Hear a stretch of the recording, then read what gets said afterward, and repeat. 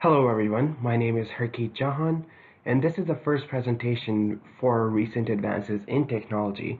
And in this presentation, I'll be talking about the enablers and disablers of an innovation. So let's go through it. I'll give you an overview of the two innovations slash products slash services I'll be talking about. The first one is Blockbuster, which was a video rental store in 90s and early 2000s. And the second one is the Amazon's electronic book reader Kindle. So I'll mention some of the reasons of their success or failure. So just to give you a background on Blockbuster, Blockbuster was a video rental store. Customers can go in the store, rent out the movies, the video games, and buy snacks like popcorn, candy, and bring both of those things at home and have a theater experience in their house. And in about 2004, Blockbuster was at its best. So it has about 9,000 stores worldwide, around 60,000 employees. And Blockbuster was at a market value of $5 billion US. And the revenue it brought in was $5.9 billion. And almost a decade later, in 2014, Blockbuster was left with 300 stores worldwide and a mere revenue of $120 million.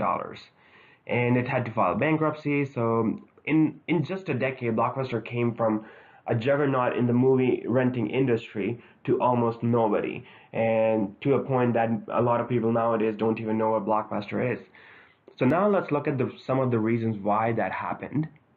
One of the main reasons why we don't see Blockbuster anymore is Blockbuster neglected the trend that was happening in around mid 2000.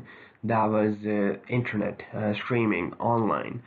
And Blockbuster was just too keen on its old way of thinking. That was the brick and mortar model, and that people would still continue to come into a store and and continue to rent out movies. As it turned out, people nowadays like to stay at home and just watch stream things online.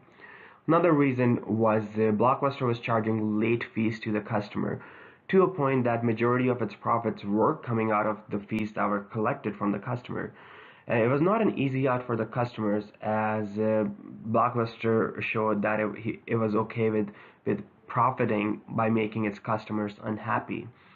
And by the time Blockbuster realized these things, it was just too late to introduce the online services. Even though they tried to at the end, they were implementing major changes very quickly. And with that, and along with other reasons, now we don't see Blockbuster around anymore, and they had to file bankruptcy. The second innovation slash product I have is Amazon's electronic book reader Kindle. It's also an electronic bookstore as well. It was introduced in 2007. It's very simple, easy to use. Depending on the storage, it can hold up to or even more than 1,000 books at a time.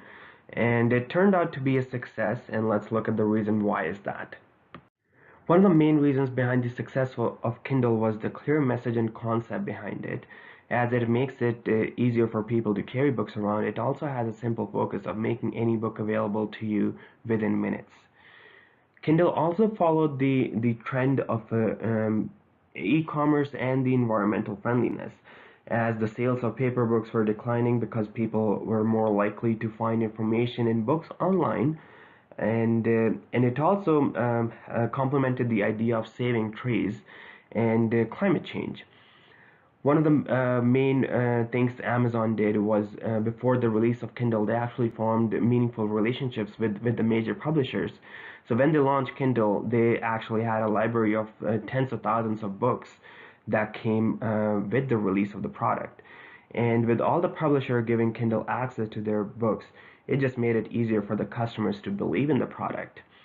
So these are some reasons, and along with others, made Kindle a success.